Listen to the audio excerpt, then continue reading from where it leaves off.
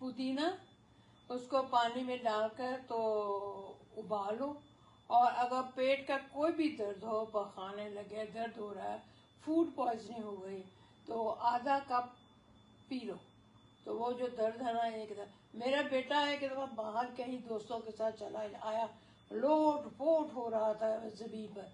मैंने कहा क्या वो तुमने क्या खाया? पता नहीं क्या खाया, हम सब इकट्ठे थे।